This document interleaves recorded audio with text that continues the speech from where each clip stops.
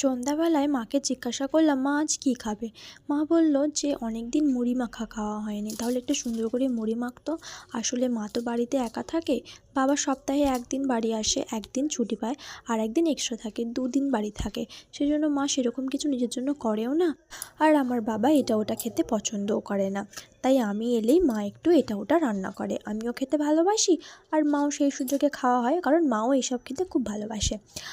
তাই সেদিনকে পাড়ার মোড়ের দোকান থেকে ছোটদাকে দিয়ে চপ আর ফুলুরি আনতে পাঠালাম। এই ফুলুরিগুলোর দাম মাত্র 2 টাকা করে, আর এই চপগুলো মাত্র 4 টাকা পিস, যেগুলো আমাদের উদয়নারায়ণপুরে কেউ এরকম কম দামে চপ ফুলুরি বিক্রি করে না। সুন্দর করে সাজিয়ে মায়ের সামনে নিয়ে গেলাম, আর সাথে ছিল 1 কাপ লিকার চা।